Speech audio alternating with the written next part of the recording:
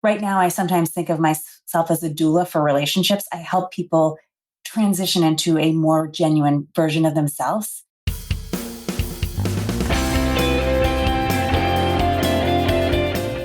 Welcome to Everybody Pulls the Tarp, the go-to podcast for high performers.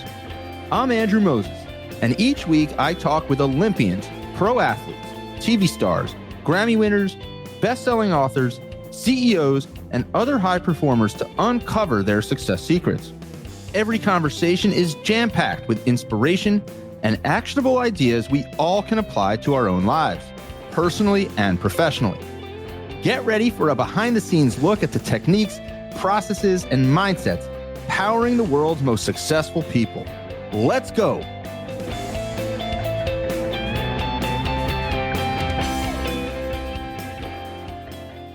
Hi, everyone, and welcome back to Everybody Pulls the Tarp. This week, my guest is business psychologist, author, and leadership expert, Dr. Camille Preston. Throughout her career, Camille has helped hundreds of leaders, from Fortune 500 companies to small businesses, navigate today's dynamic and ever-changing sea of challenges. Camille is the author of 2 books on how to work more effectively in our wired world, and is a sought-after speaker that's given keynotes and TEDx talks on a wide variety of topics related to leadership, personal growth, and success. If you've been listening to Everybody Pulls the Tarp for a while now, you may remember my first conversation with Camille back in June of 2021. In that episode, we explored ways to maximize your resilience, achieve peak productivity, and better use technology to serve us instead of letting the technology drive us. Well, this time we dove even deeper. In this week's conversation, Camille shares a lot of the research and science behind empathy, one of life's most important and often underestimated skills. We also explored the power of embracing tension and how to use the challenges and resistance we feel in our lives as the building blocks for growth and development. You'll also hear Camille's recommendations for actionable ideas we all can use to slow down, see the bigger picture, and find that perspective we need to be at our best, both personally and professionally. Talking with Camille always leaves me feeling inspired and ready to take action. And I hope you take away as much from this one as I have. But before we get to this week's episode, I have one quick programming note. This week's episode marks the end of season 11, and I'll be back in your podcast feeds with new episodes starting on May 1st. Oh, and one more thing. This podcast is presented solely for educational and entertainment purposes. It is not intended to be a substitute for the advice of a physician, psychotherapist, or other qualified professional. So, let's pull the tarp and get straight to Dr. Camille Preston. One of the common through lines through so many of the conversations that I've had with the world's top performers is this idea of empathy and the importance of empathy in each of these individuals' success. It's such a common through line. And I know empathy is something that you have researched and studied and written about. So that's where I want to begin. Let's dive a little deeper into the science and the research around empathy, just as a baseline. Like, how do we define empathy? Because I think it's a word that people think they understand, but is often misunderstood.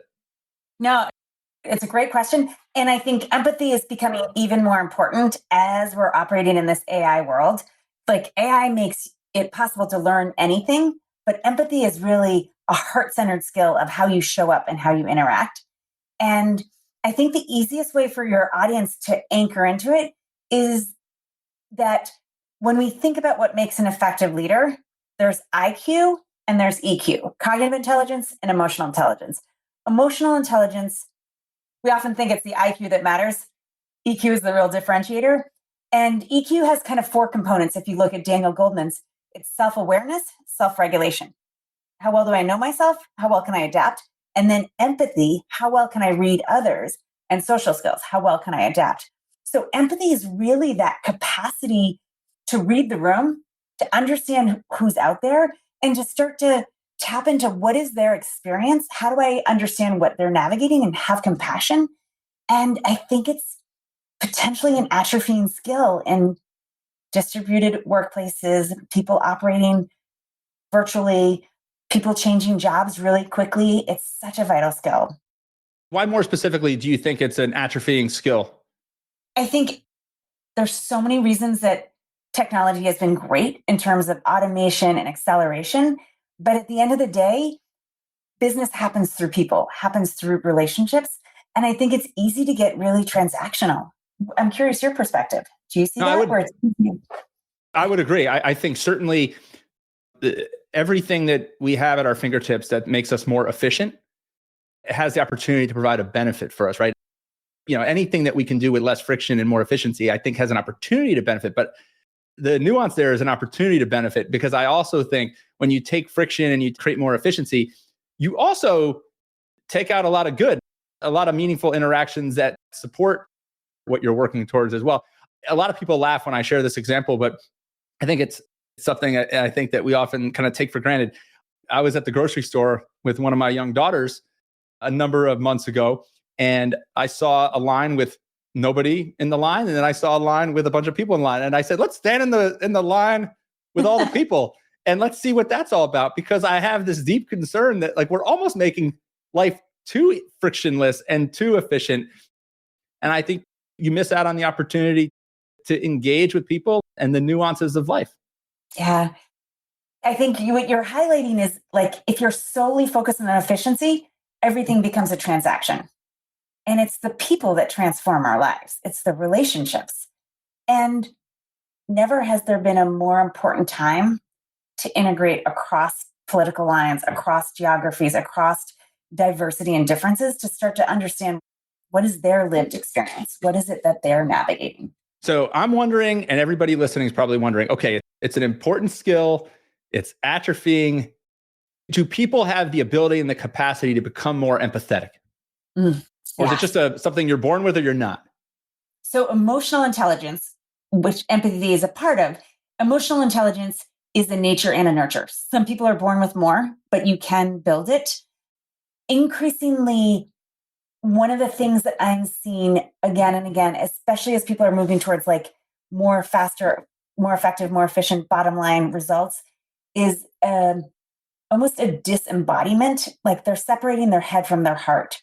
Their head operates almost in isolation from their body. And so when I'm often working with executives, it's starting to reintegrate the head, the heart, and the body into one. So it's almost like self-compassion and self-empathy and self-awareness is the gateway to then be able to do it with others.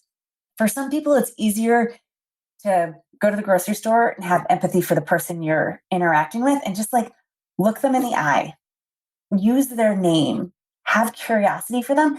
It seems so basic, but when you treat someone else with that type of humanity, all of a sudden you become a little more human. Does that make sense? It makes a ton of sense. I am always looking at the person's name tag.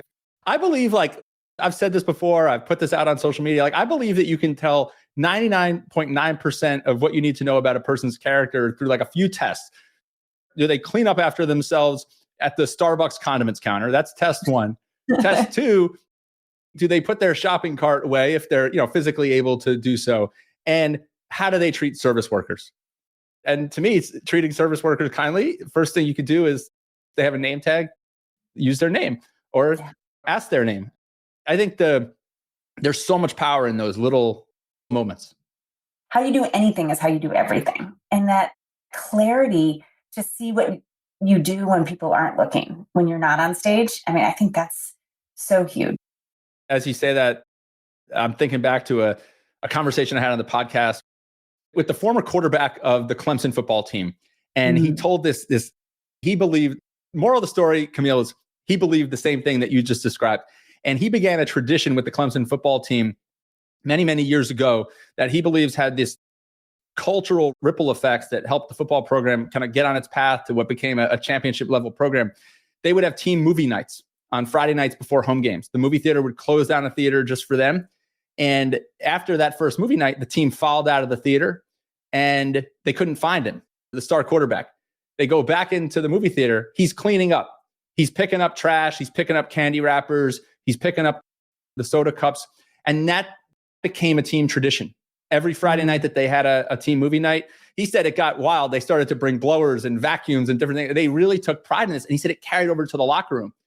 We were picking up dirty towels in the locker room, not waiting for an employee to come get it. And he said, and it carried out onto the field. If if we were willing to do this and we were willing to conduct ourselves this way, it meant we were willing to do anything to represent Clemson positively and do anything, that we could to help the football team be successful. I love that story and that idea that how you do one thing is really a representation of how you do everything. And it doesn't mean, I've been asked this question at keynotes and different conversations about people. It doesn't mean you have to be perfect or strive for perfection. Mm-hmm. It just means that in my mind, how you do one thing is a representation of how you do a lot of things or everything. And you agree. Yeah. And it goes back to that integration, that whole, like he's saying, yes, this is our Friday night for a game. Let's walk how we walk. I think we're in for a little bit of a reckoning societally. Published a blog on this idea of rage-based leadership. When a client said, I just need a little more rage-based leadership. First, I was like, did I hear him accurately? CEO of a publicly traded company. And then I said, yeah. And then, so I was initially caught off guard, found my footing. And what I realized is he wanted to activate and ignite people. He wanted to help create urgency in his culture. He'd just never been exposed to anything but activation through that rage. So he had that empathy skill that we were talking about I'm sure it was there. It hadn't been nurtured.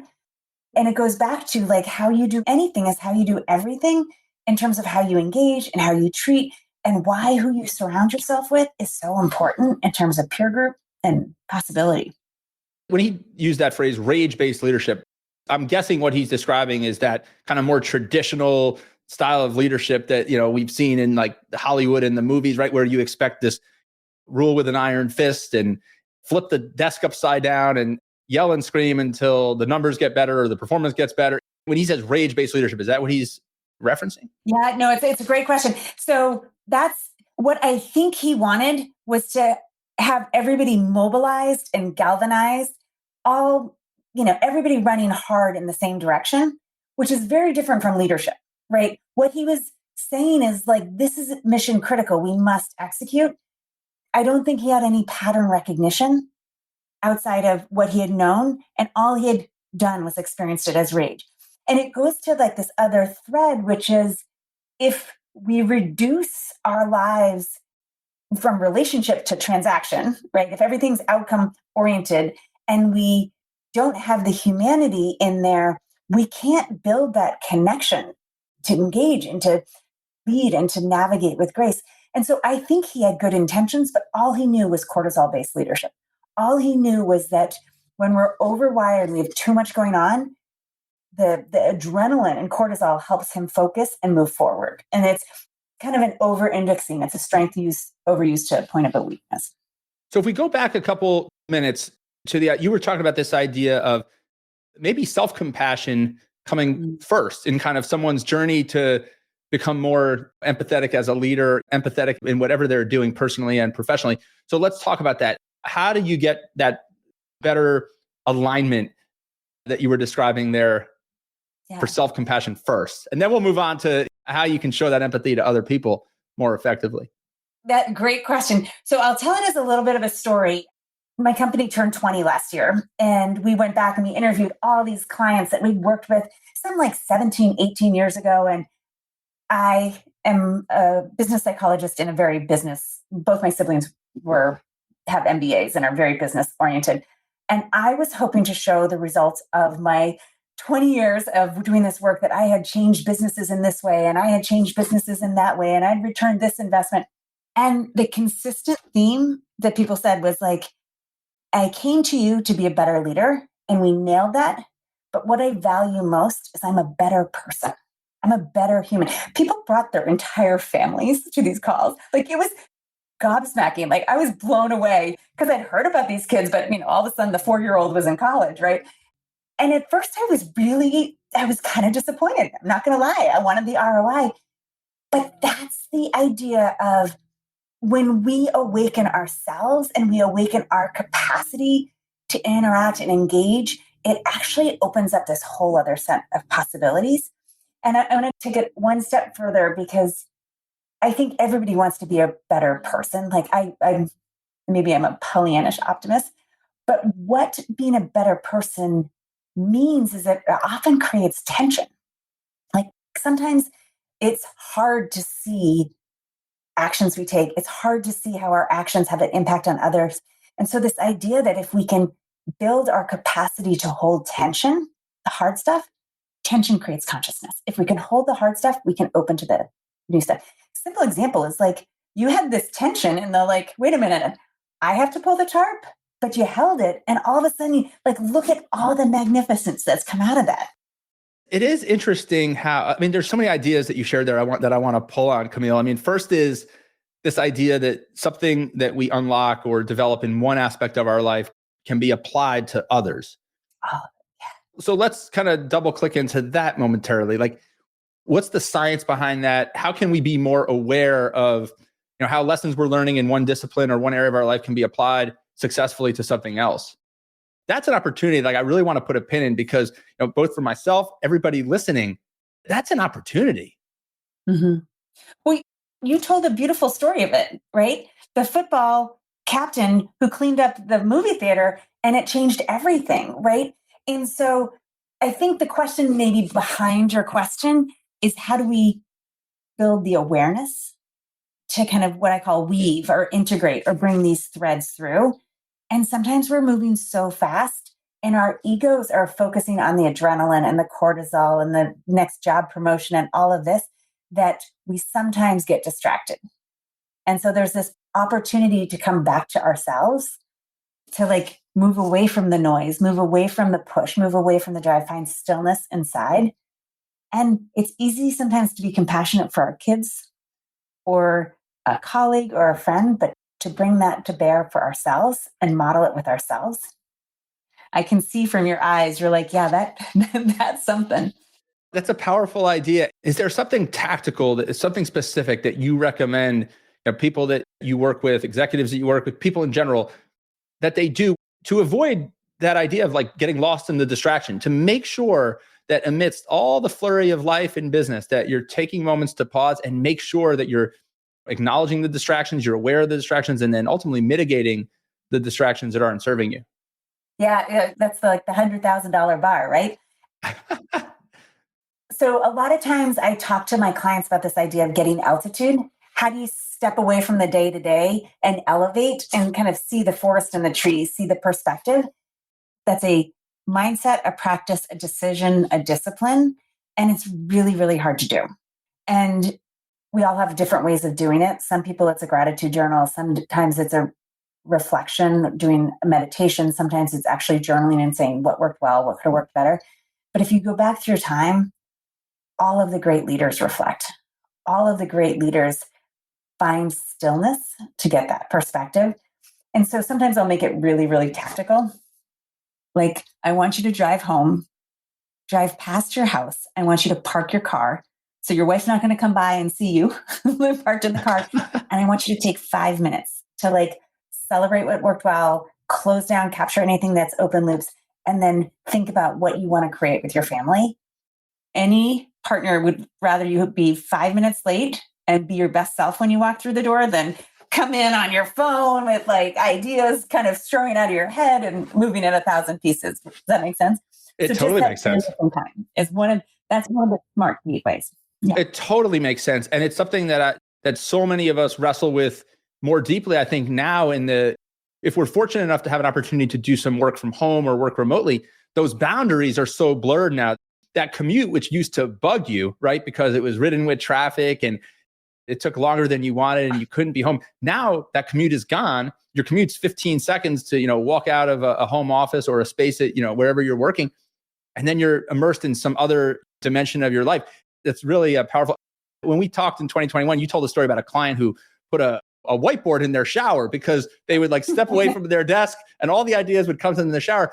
And I think that came up through the lens of the idea of flow state. We were talking about flow and how to get into flow and how athletes and leaders can get, everybody can get into flow.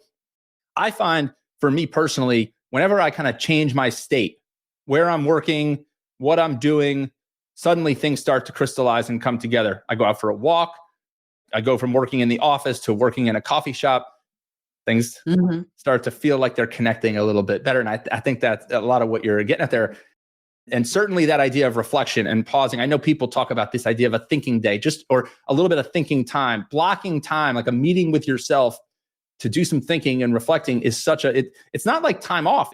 It's like slowing down to make you go faster. Yeah. I'm a big believer in that. You and I are singing the same song. Two threads that I will pull back when you said going to a coffee shop or taking a walk, all of that is also embodiment. It's integrating the head, the heart, and the body, because so often we can get into the urgency, the adrenaline, the like must deliver, the head when we're just cranking at our computer versus like reintegrating those parts. And then the other thing that as I'm listening to our conversation, what people are probably grokking is so much of a great life and being a great leader and having that health and vitality and resilience is an inward journey. It's an inside out process. It is remarkable how much, when we think about all the work that we have to do and all the responsibilities that we have to serve others, whether it's family, friends, responsibilities in the workplace and other community endeavors, so much of it is rooted in our own work and our own inward journey, as you described there. Another idea that I want to pull on is this idea about how you said how tension creates consciousness. And did I capture that right? Is that what you said? Yeah. Tension creates consciousness. Tension creates consciousness, and consciousness creates tension. And we'll put in the show notes a kind of resource. If this piques people's interest, we can share some more. All right, everyone. We'll get back to the conversation momentarily. But first, I want to tell you about my free weekly email newsletter, Tarp Pullers.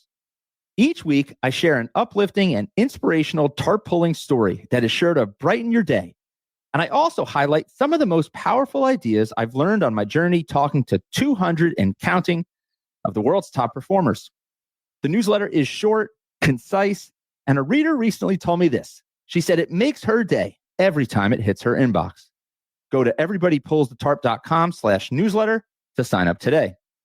One of the other through lines in so many of the conversations that I've had with the world's top performers is this idea that growth comes because of adversity, because of putting yourself in that zone of proximal development, because of putting yourself into uncomfortable situations, as opposed to the comfortable situations. There are countless examples of this that we've talked about, but I want to dig in a little bit more. Like, how do we all find more opportunities to grow in discomfort, create that tension that in turn creates that consciousness that propels us forward?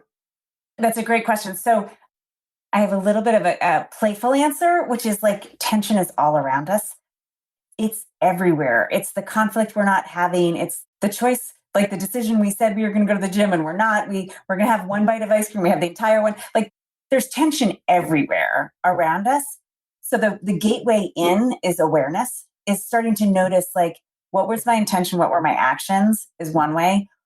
Another gateway in is just starting to feel like, and to actually just go to a cocktail party and just notice like, oh, it's interesting. That person looks really uncomfortable.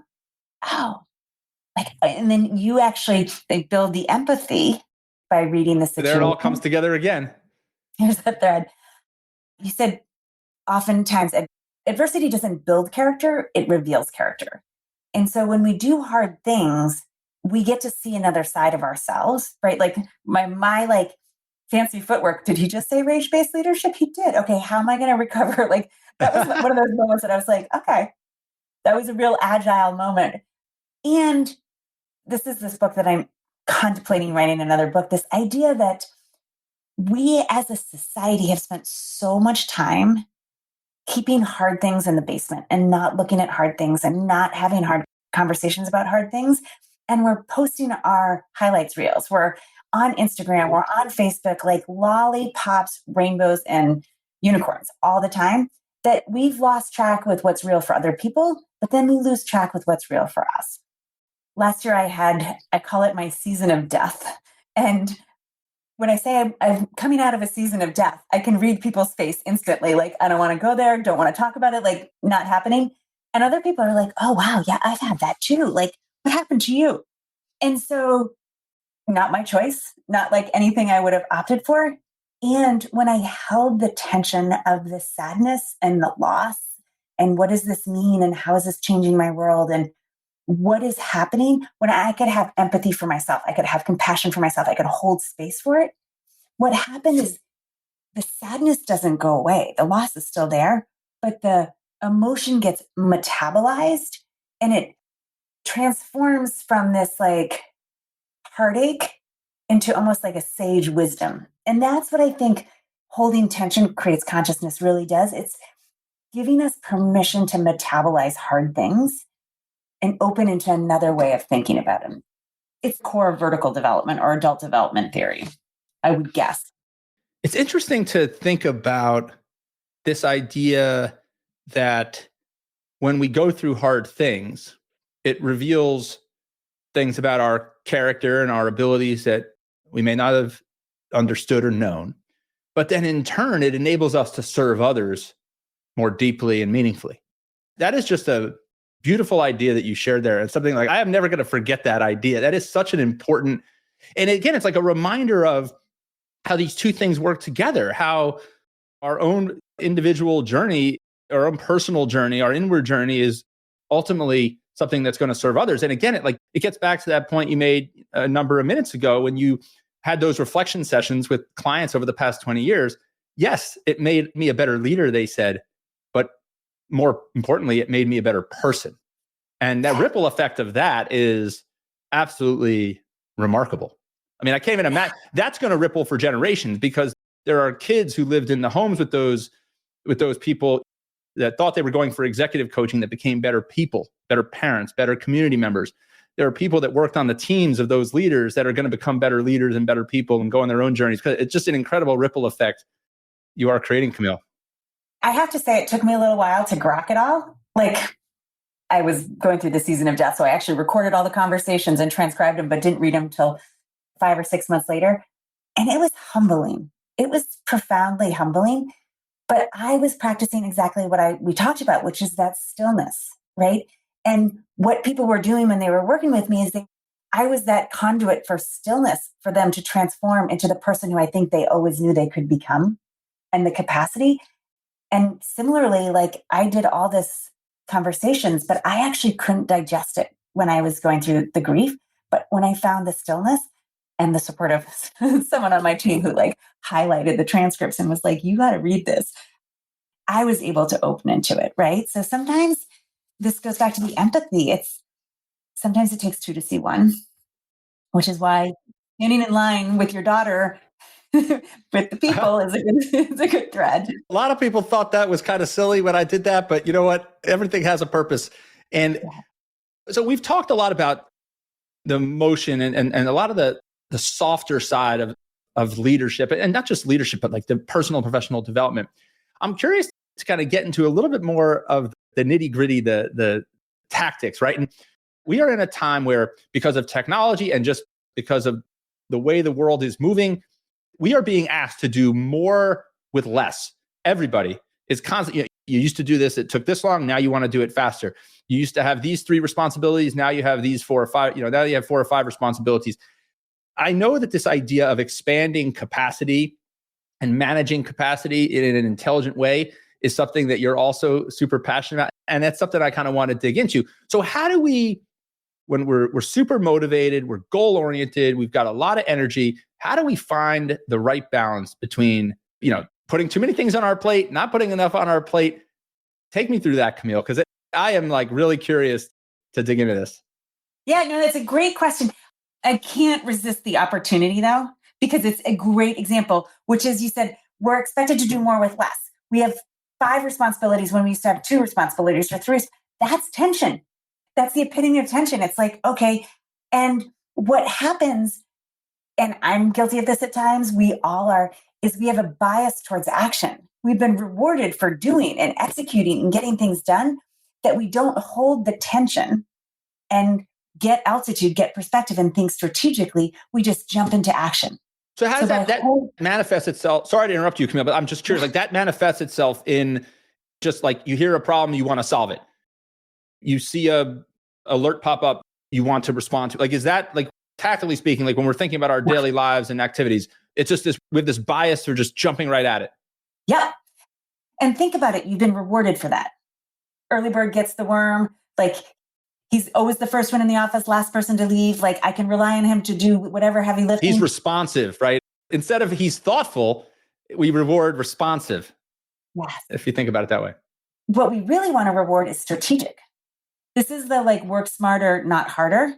And never has there been a time when absolutely, as you're saying, more with less.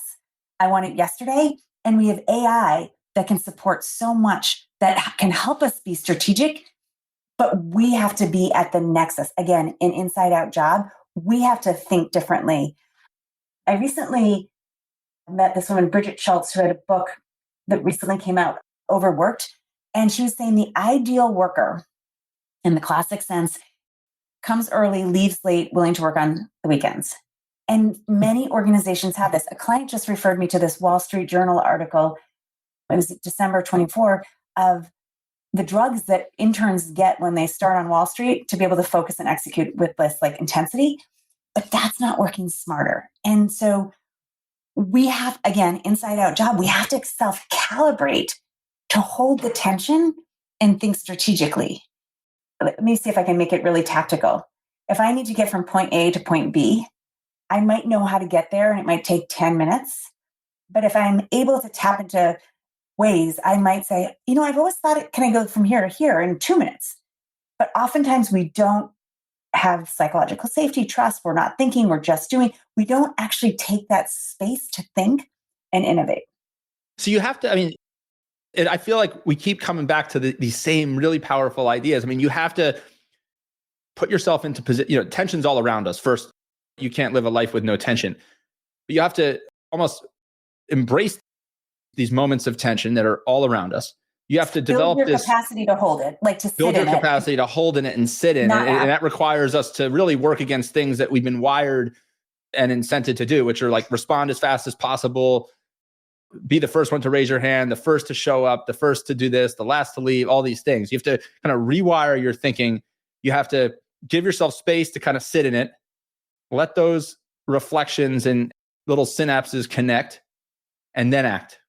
Mm-hmm.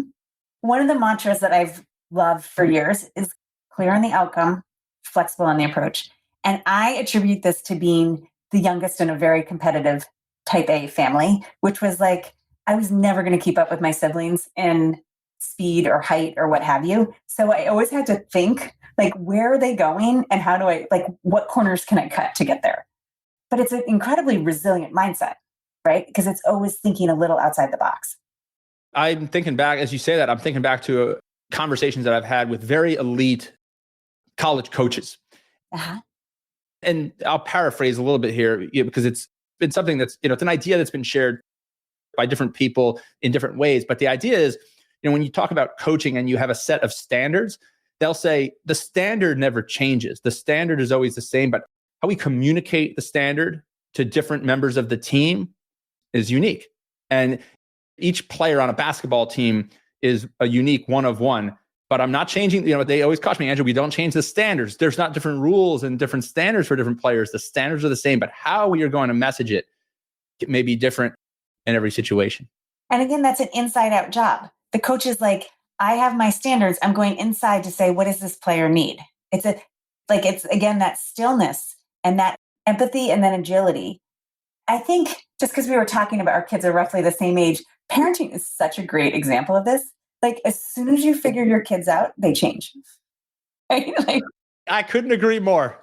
There are so many listeners who are parents who feel seen right now, Camille, because you just said that. This is, whenever we get a chance to talk, Camille, I learned so much. You have just such a unique ability to explain these things, both the science and the research, but then also how we can put them into action. I want to dig into you a little bit. We didn't get to talk about this last time. I'm always fascinated to dig into different jobs that people have held during past points of their career. I'm going to rattle off. So past jobs that you've held throughout your career: limousine driver in Boston, a social worker responsible for socializing crack-addicted babies, elderly caretaker, a cattle rancher on a Texas Longhorn cattle ranch, backpacking trip leader in Yellowstone, State Department employee doing refugee resettlement in Africa, a cocktail waitress, a Capitol Hill federal policy employee, a change management consultant for police executives. Camille, I'm dizzy just thinking about all these things that you've been involved in throughout your life and career. I'm curious, I think it's a famous Steve Jobs quote that you can't connect the dots going forward. You can only connect them going back. When you look back, Do you see common threads in all those experiences? Oh, that's a great question. It's kind of funny, first of all, to listen. Like I've been focused on like 20 years in my business. So those were a while back. I think it's all about curiosity and it's all about new experiences and new opportunities. Went to Africa thinking I was going to do some volunteer work for a couple of weeks. And I ended up doing this refugee resettlement, living in refugee camps and documenting the cases of people who had experienced persecution that wanted to immigrate. So like talk about empathy and like standing in someone else's shoes and seeing their lived experience. I think it all brings me back to understanding people and trying to say, okay, what is a good life? What is important to you? And how can I help you find a more kind of connected, fulfilled way of moving in that direction? So I want you to be successful, but I also want you to be fulfilled. And gosh, there's so much diversity out there in the world. It's pretty fun.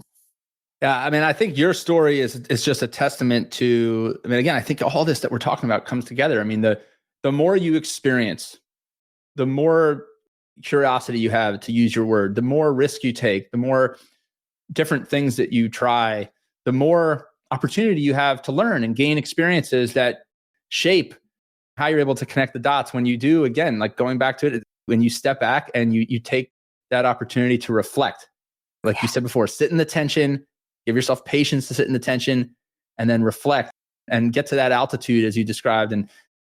And then you start to see things more clearly for yourself. And then you're able to act on things in a healthier, more productive, successful way to serve others. So Camille, as we get ready to wrap up. Yeah, of course. As I was listening to you, I think there's another thread here that we haven't hit on, but there's a vulnerability of trying new things. Like when you put yourself, it's more than a beginner mindset, but when you put yourself in different situations, and I had this like flashback as I was listening to you, I got really, really sick on Valentine's Day when I was in the refugee camps. And I went from like having a couple beers with friends to like hard hit with malaria. And I remember like being delusional in a refugee camp, and it was probably 102 degrees, and I was under these blankets. And there was this woman, Simba, who, God bless her, I have no idea where she was in the world, but like I was so vulnerable in that moment. And I can go back and there's all these moments of vulnerability, which is another type of tension, just that goes in with the empathy thread, that I think putting yourself out there and trying new things is a huge gateway. And why is it? Because again, you're teaching yourself that things are not perfect, that things are going to be hard. And then it makes you more aware of when people around you that you're supporting, that you're leading, that when they're going through stuff, like you can relate to them better. Is that it, basically? I think it's absolutely that. But I also think if you think of life as a donut, there's things that are in the donut hole, your comfort zone, easy, safe, familiar. Like you can commute to work and not have to think about it because it's so familiar. And then there's the learning zone where you have to put some intention and attention. And then there's things on the outer edge of the donut where you hit terror's edge or analysis. And like there's a level of surrender that happens there. So if you're always living in your donut, in the learning zone, your donut is constantly growing and becoming your comfort zone. And then you have more agility. It goes back to your question about capacity. One of the ways that we build capacity is by proactively building new skills. We do that by putting ourselves in different situations, meeting new people, trying new things, exposing ourselves. So Camille, I'm going to ask you to fast forward a little bit. Fast forward another 20 years and you do that exercise again. What do you think the takeaway is 20 years from now? The big aha moment. So like 2050. Yeah. 2025. Well, 2025. Let's say 25 years. 2050. You're celebrating another big anniversary of your work and your company, and you go back to the clients again. And the ones that have grown kids now have grandkids. Yeah. What do you think the big aha moment is then? So people came to me to be a better leader. They got that. They became a better person. I think this next stage for me it's both a deeper integration, like people understand who they are. You can think of it as like anti-shallowing, but in that integration, they're more capable of serving. And so what I think in 25 years I'll be celebrating is, wow, it's scary to say this in a recorded way. having convened a lot of groups and having taken myself, almost disintermediated myself, but figured out how I can support people in coming together and having the depth of intimacy that happens in a coaching relationship with one another. So right now, I sometimes think of myself as a doula for relationships. I help people transition into a more genuine version of themselves. And if in 25 years, people are doing this like without me and having more passionate, like engaged, connected ways of leading and driving change. So they're leveraging technology and they're deeply passionate, present, and really, really fulfilled and working less, enjoying more. That'd be pretty fun. It sure would be, Camille. I'll tell you what was a ton of fun. This conversation, I absolutely love the work that you do. I appreciate the ideas and research that you put out into the world. And I really, really enjoy our conversations and take so much from every time that I get to ask you questions. I literally could ask you questions for hours, Camille, but you have lives to impact. I want to hear where you're going to be in 2050 at some point. So, where would you say? Can you give it? What would you say you'd be doing in 25 years?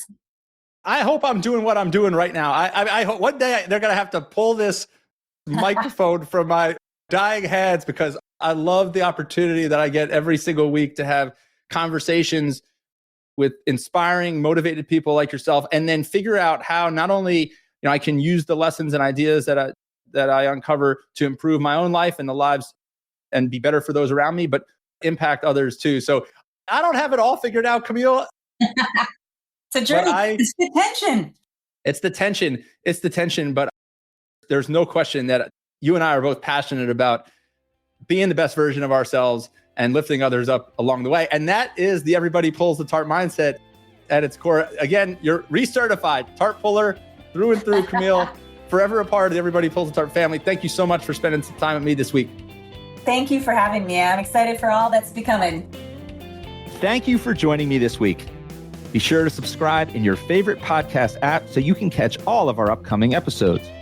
And if you are like me and want a world full of tarp pullers, then leave a review to help others find us. You can also follow me on Instagram at AndrewMoses123 and sign up for my email newsletter at everybodypullsthetarp.com/newsletter. I'll share tips and insights to help you achieve maximum success and happiness. Until next time, keep pulling the tarp.